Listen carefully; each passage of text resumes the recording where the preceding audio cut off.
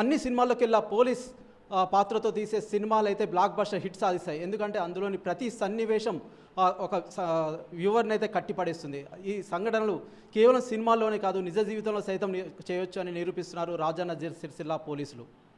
మారువేషంలో వెళ్ళి పేకాడాడుతున్న వారి ఆట కట్టించారు సిఐ మొగిలి అండ్ టీమ్. ప్రస్తుతం దీనికి సంబంధించి కేవలం రెండు ఫోటోలు అయితే వైరల్గా మారాయి. దీనికి సంబంధించి ఉమ్మడి కరీంనగర్ జిల్లాతో పాటు రాష్ట్ర వ్యాప్తంగా అయితే వీరికైతే ప్రశంసల జల్లైతే కురుస్తుంది.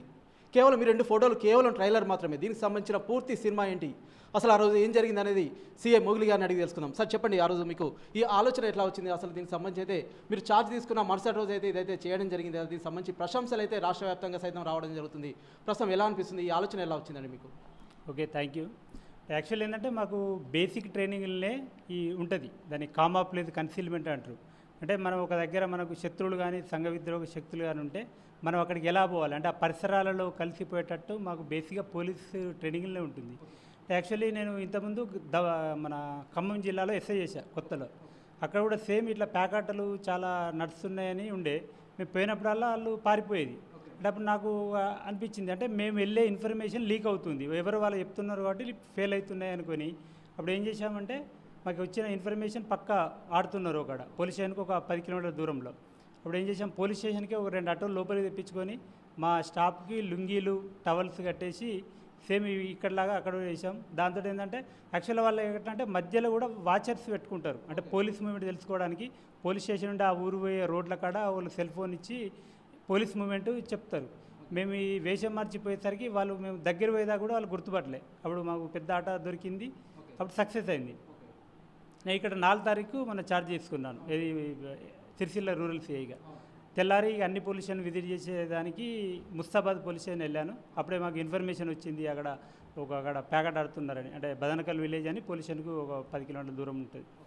వస్తే ఇక మా స్టాఫ్ అడిగితే, సార్ మేము ఇంత కూడా ట్రై చేసినాం, వాళ్ళు మేము మన మూమెంట్ తెలుసుకొని కొద్దిగా ఓపెన్ ప్లేస్ ఉంటుంది అక్కడికి పోయేసరికి వాళ్ళు పారిపోతున్నారని వాళ్ళు చెప్పారు. చెప్తే ఇక అప్పుడు నాకు ఆలోచన, ఇట్లా ఖమ్మంలో ఒకసారి సక్సెస్ అయిందని వాళ్ళకు కూడా మీరు క్వార్టర్స్లే లుంగీలు తెచ్చుకోండి టవల్ తెచ్చుకోండి అంటే వాళ్ళు ఎందుకు సార్ అన్నారు, తెచ్చుకోండి అని వాళ్ళకి తెమ్మని వాళ్ళకు ఇక బైకుల మీద, అంటే మరీ ఊళ్ళే బాగుండని బైకుల మీద అవి కవర్లో పెట్టుకొని ఊరు బయటికి వెళ్ళి ఊరు బయట వాళ్ళతోటి లుంగీలు, అంటే ప్యాంట్ల మీదనే లుంగీలు అవి వేసుకున్నారు, టవల్లు కట్టుకొని పోయాము. నేను నా వెహికల్లో ఒకటి సివిల్ షర్ట్ ఉండే, యూనిఫామ్ మీద సివిల్ షర్ట్ వేసుకున్నాను, ఒకటి కండువా కట్టుకున్నాను. దగ్గరికి ఇక అక్కడికి ప్లేస్ కాడికి పోయాం. కొంచెం దూరం 1 కిలోమీటర్ దూరంలో బండ్లు పెట్టి ఇద్దరం 3 వైపుల నుండి నడుచుకుంటూ పోయాం. వాళ్ళు అంటే యాక్చువల్ ఏంటంటే అక్కడ పొలం పనులు నడుస్తున్నాయి, ఇప్పుడు పొలాల సీజన్ కదా, అందరు వ్యవసాయ పనులు వాళ్ళు చేసుకుంటున్నారు.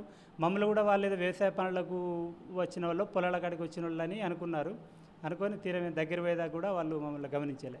దాంతో దగ్గర వెళ్ళి పట్టుకున్నాము. ఒక 7 వ్యక్తులు దొరికారు, ఒక 12,040 అమౌంట్ దొరికినాయి. దాని ల్యాండ్ అంటే ఆర్గనైజర్ మీద కూడా కేసు నమోదు చేయడం జరిగింది. ఓకే, అంటే ప్రస్తుతం దీనికి సంబంధించి అయితే ఇంకా ఎలాంటి చర్యలు తీసుకుంటారంటే ప్రస్తుతం ఇక్కడైతే కొంత గాంజాయి కావచ్చు, అంతేకాకుండా ఇతరత్ర అసంఖ్యాక కార్యకలాపాలు అయితే నిర్వహిస్తున్నారు. ఈ మధ్యకాలంలో ముస్తాబాద్ పోలీస్ స్టేషన్ పరిధి చూసుకున్నట్లయితే ఒక కానిస్టేబుల్ సైతం తీవ్ర గాయాలైన పరిస్థితి ఉంది, ఇసుక మాఫియా సైతం ఎక్కువగా ఉందని అయితే కొంత ప్రచారం అయితే కొనసాగుతుంది కదా. ప్రస్తుతం దీనికి సంబంధించి అంటే ఎలాంటి కట్టడి చేసే దిశగా అయితే అడుగులు వేస్తున్నారు సార్? యాక్చువల్గా సంఘ విద్రోహుల శక్తులకు కానీ గంజాయి కానీ సిరిసిల్ల జిల్లాలో ఉక్కుపాదం ఉంది. ఇప్పుడు వాళ్ళకి ఎట్టి పరిస్థితుల్లో ఉపయోగించలేదు. ఎస్పీ గారు దానిపైన చాలా సీరియస్ ఉన్నాడు. గంజాయి కానీ ఇసుక కానీ ఏది కూడా ఎట్టి పరిస్థితుల్లో టాలరేట్ లేదు, అది కఠినంగా చూస్తున్నాం. ఆల్రెడీ ఇప్పుడు మేము కూడా మా సర్కిల్ పరిధిలో కూడా ఇలాంటి వాళ్ళు ఎవరైనా ఉంటే ఇన్ఫర్మేషన్ పెట్టాము. ప్యాకెట్ కానీ గంజాయి కానీ కొంత యువత దానికి అడిక్ట్ అవుతున్నారు, వాళ్ళు తెలిసి తెలియని వయసుల కాలేజీ వల్ల. వాళ్ళకు కూడా ఐడెంటిఫై చేస్తున్నాము. ఫస్ట్ వాళ్ళ కౌన్సిలింగ్ చేస్తాము, వాళ్ళ తల్లిదండ్రులు పిలిచి వాళ్ళకు, ఎందుకంటే తల్లిదండ్రులకు తెలిస్తే అది కంట్రోల్లో అవుతుంది, వాళ్ళు పిలిచి కౌన్సిలింగ్ చేస్తాము. ప్లస్ ఈయనకుంటే కేసు పెట్టి చట్ట ప్రకారం చేసుకుంటాము. వాళ్ళకి ఎవరైనా సప్లై చేసే వాళ్ళు ఉంటే వాళ్ళ మీద కూడా చర్య.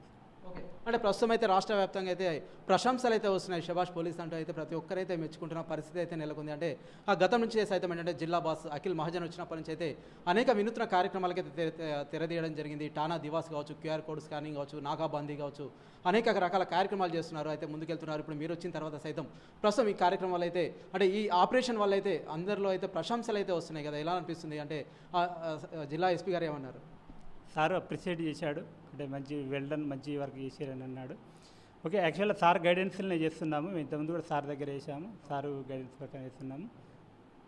ఓకే సార్, అంటే ఫైనల్గా ఇప్పుడైతే ప్రస్తుతం అయితే కొంతమందిని అయితే పట్టుకోవడం జరిగింది. ఇంకా ఏం చెప్తారంటే కామన్ మ్యాన్కి అయితే ఎలాంటి సజెషన్ చేస్తారంటే ఇప్పుడైతే కొంతవరకు అయితే క్రైమ్ రేట్ అయితే పెరుగుతున్న పరిస్థితి అయితే ఉంది కదా, దీనికి సంబంధించి కామన్ మ్యాన్కి ఎలాంటి సజెషన్ చేస్తారు సార్?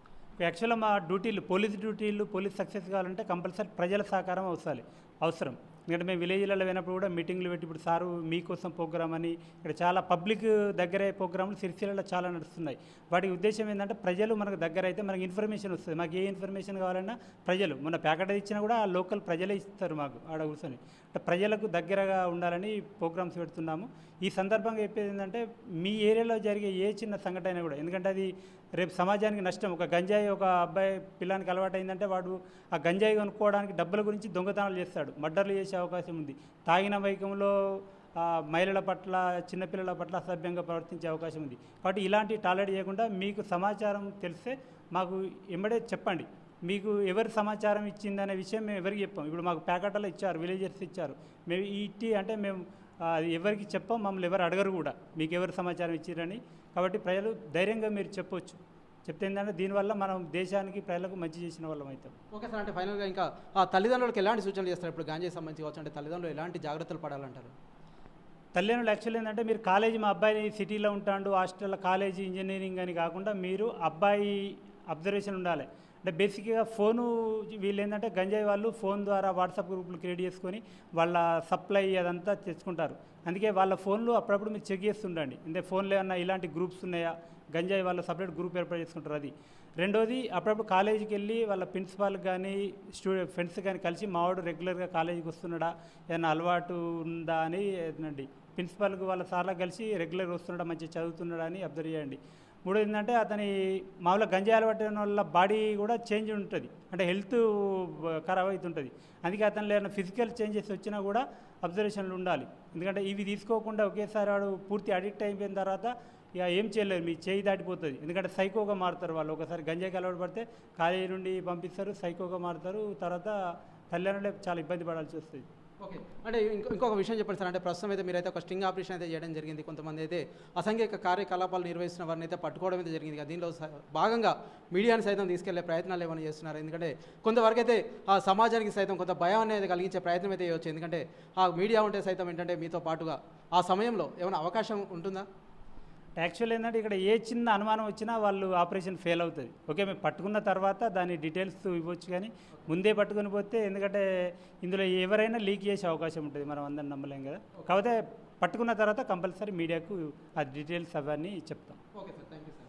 ప్రస్తుతం మనమైతే చూస్తున్నాము, ఇప్పుడైతే రాజన్న సిరిసిల్ల జిల్లా పోలీసులు అయితే అసాంఘిక కార్యకలాపాలు నిర్వహిస్తున్న వారిపై అయితే ఉక్కుపాదం అయితే మోపుతున్నారు. రాజన్న సిరిసిల్ల జిల్లా ఎస్పీ అఖిల్ మహాజన్ వచ్చినప్పటి నుంచి అయితే అనేక వినూత్న కార్యక్రమాలకే తెరదీస్తున్నారు. ప్రస్తుతం అయితే ముగిలి సిరిసిల్ల రూరల్ సిఐ వచ్చినప్పటి నుంచి అయితే వచ్చిన మరుసటి రోజు అయితే ఇటువంటి కార్యక్రమాలు అయితే అడ్డుకట్ట వేశారని చెప్పవచ్చు. దీనికి సంబంధించి అయితే కొంత అనేక పరిస్థితులు ఏర్పడే, తప్పు చేయాలంటే భయపడుతున్న పరిస్థితి అయితే నెలకొంది. Over to studio.